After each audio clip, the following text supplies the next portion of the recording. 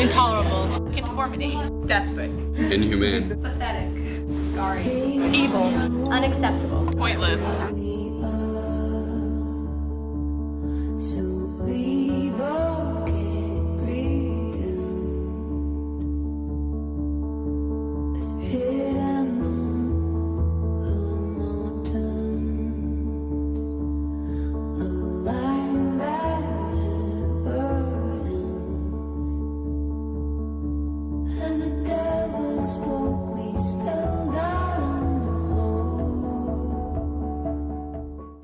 I feel like girls have the need to bully each other because they may feel threatened to some degree with like how they're perceived by other people. Like it's I personally couldn't give a valid opinion if I'm not a girl, but I feel like there's this competition between like, oh, who's gonna get this guy, or does my crush like me, or oh, am I pretty enough, stuff like that. People who are bullying are those that have been hurt themselves. It's real strong cultural pressure to conform and to present yourself in a particular way. And from a really early age, we're taught to notice the people who don't fit in and to notice the people who don't conform. It's not a big leap from that into making people feel badly about themselves because they don't fit in or conform. What we're supposed to think and what we're supposed to look like, and when people don't, they stick out. It'd be nice if we could be more embracing about how difference is a good thing and not a bad thing, to fit the mold that they're expected to fit into. We have culturally shifted enough that we recognize, our understanding of psychology has improved, so we understand the impact on people of bullying in a way that we didn't used to. One of the challenges of girlhood is that we are really relational and we love our friends, and yet many of us don't have the skills to navigate the conflicts that invariably come up when you're super tight with someone. So you love your friend and then she really makes you mad and then you have no idea how to deal with it. And so I think sometimes that can blow up.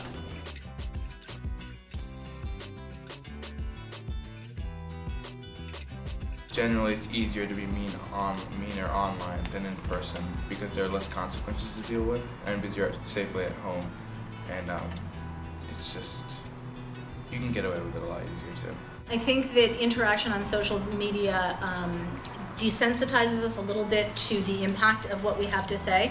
That if I say something mean to somebody's face, I'm forced to watch their reaction. If I say something mean online, I'm not seeing the reaction, and that frees me up to say something much more horrible than I might feel comfortable actually saying in person. She was saying she was going to kill me and all that awful stuff. It caused me to leave school until we had a whole safety plan let out.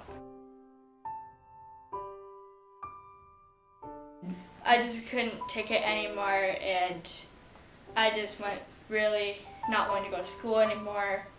Eventually, towards the end of the year, I said something about it. And it took me a long time because it's not easy for me to say something like that. I'm human, and I bleed when I fall down. I'm only human, and I crash and I break down. Your words in my head, knives in my heart.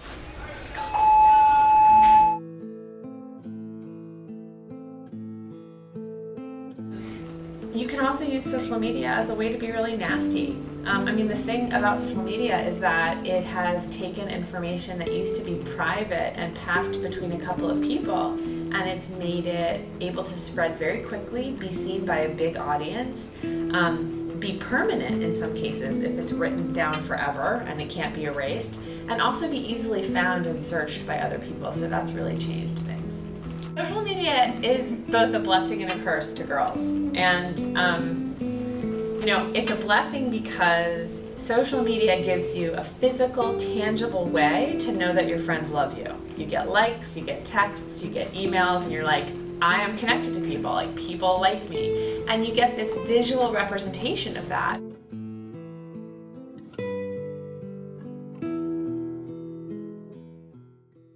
When I was in middle school and high school, a bully would tell me ways to kill myself every day. The bully would put mean things on flyers and hit me and just taunt me in every way. I had no friends. Then, on top of all of that, one of my good friends committed suicide because of this bully. I was bullied so badly my dad used to have to walk me into school so I didn't get attacked. I'd eat my lunch in the nurse's office so I didn't have to sit with the other girls. Apart from my being mixed race, my parents didn't have money, so I never had the cute clothes or the cool backpack.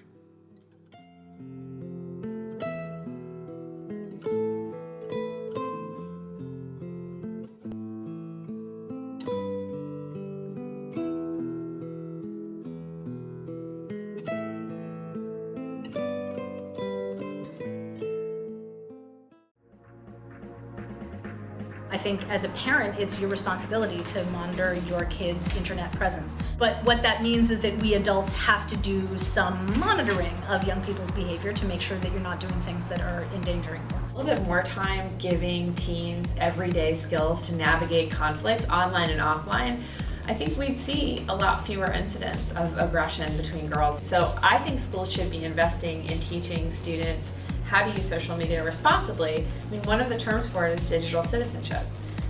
We should be teaching digital citizenship. We should be teaching students the ethics of communicating responsibly, and we should also be talking frankly about the ways that people can make each other feel bad.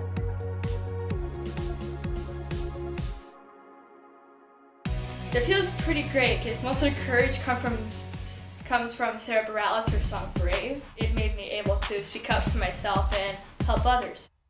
You can be amazing, you can turn a phrase